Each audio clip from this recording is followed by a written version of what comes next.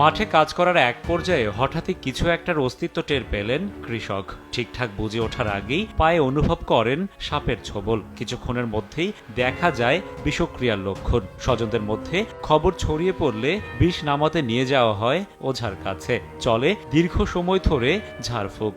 এতে অবস্থার উন্নতি না হওয়ায় অবশেষে নিয়ে যাওয়া হয় উপজেলা স্বাস্থ্য কমপ্লেক্সে। ততক্ষণে পেরিয়ে যায় অনেকটা সময়, চোখের সামনে নিভে যায় প্রাণ প্রদীপ। দেশে অধিকাংশ সর্পদংশনের শিকার হওয়া রোগীর ভাগ্যেই ঘটে এমন করুণ পরিণতি। একটি গবেষণা বলছে, সর্পদংশনের পর ৮০% মানুষ যান ওঝার কাছে, আর ২০%কে নেওয়া হয় হাসপাতালে। যারা আগে ওঝার কাছে যান তাদের মধ্যেই মারা যাওয়ার হার বেশি। প্রশ্ন হলো, আধুনিক এই যুগেও মানুষ কেন ওঝার কাছে যায়? ওঝা কি শুধুই ঝাড়ফুঁক করে, নাকি প্রভাবিত করে মানুষের চিন্তার জগৎকেও? কি সাপে কামড়েছে সেটাও বলতে পারি, অথবা তার শরীরে বিষ দিল কি না দিল সেটাও বলতে পারি।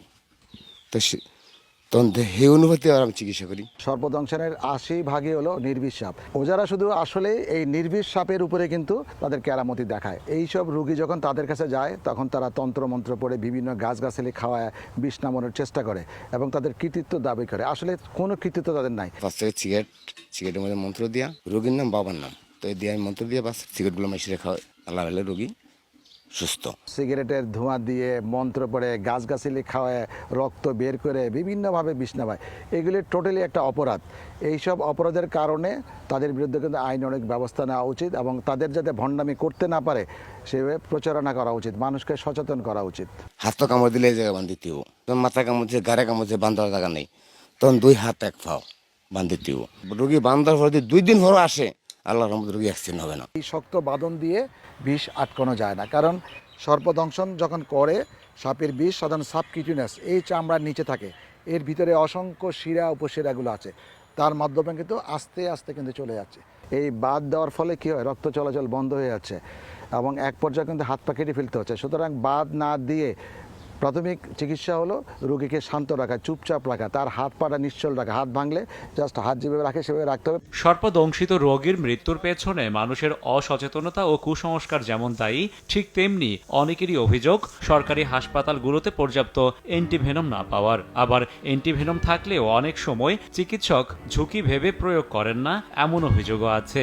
আবার অনেক হাসপাতালে অ্যান্টিভেনম থাকলেও নেই রোগীর জটিল পরিস্থিতি মোকাবিলার পর্যাপ্ত সুযোগ সুবিধা। এখানে অনেকগুলো কিন্তু স্বাস্থ্যকেন্দ্র আছে, কোনো জায়গায় কিন্তু ভ্যাকসিনের কোনো ব্যবস্থাই নেই। সাপ থাকেই গ্রামের ঝোপঝাড়ে, আর অ্যান্টিভেনম থাকে শহরে। ভ্যাকসিন থাকার পরেও ওই জায়গায় আইসিইউ সিস্টেম নাই।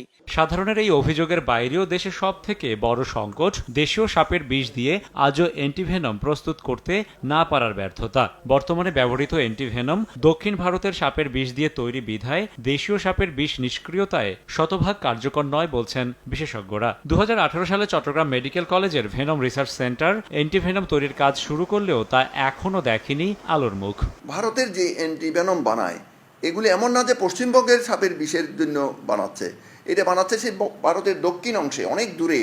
ওখানকার সাপ আর পশ্চিমবঙ্গ এবং বাংলাদেশের সাপ তো এক নয়। আমাদের হাতের কাছে আর কোনো কিছু নেই, তাই বলে আমরা আমাদের পাশের দেশ থেকে অ্যান্টিভেনম ব্যবহার করছি। এটাকে বলা হয় কাছাকাছি কিছু কাজ করে, এটা প্যারা স্পেসিফিক বলে। আমাদের সাপের জন্য এটা স্পেসিফিক না। আমাদের দুর্ভাগ্যবশত আমাদের অ্যান্টিভেনম আমরা এখনও বানাতে পারিনি। অ্যান্টিভেনমটা দেশে তৈরি করা, এটা স্কেল আপ করা, রিসার্চ অলরেডি কাজ হচ্ছে চিটগংয়ে। রিসার্চ অ্যান্ড ডেভেলপমেন্ট কিন্তু অনেক হাইটেক একটা জিনিস, এটা দীর্ঘ সময় লাগে, বাট উই আর ট্রাইং। সর্পদংশনের পর শরীরে বিষের লক্ষণ দেখা দিলে রোগীকে 10 ভায়েল অ্যান্টিভেনম ইনজেকশন প্রয়োগ করতে হয়। 10টি ভায়েলে 1টি ডোজ, ক্ষেত্র বিশেষে একাধিক ডোজও দিতে হতে পারে। দেশে প্রতি বছর সর্পদংশনের শিকার হন 4 লাখ মানুষ, যাদের মধ্যে মারা যায় অন্তত 7,500। এক্ষেত্রে এগিয়ে খুলনা বিভাগটিতে প্রতি 1,616 জনকে সর্পদংশন করে। এর পরের অবস্থানে রয়েছে বরিশাল বিভাগ। মানুষ ছাড়াও দেশে প্রতি বছর 2,500 গবাদি পশু এবং 55,000-এর মতো হাঁস মুরগি সর্পদংশনে মারা যায়।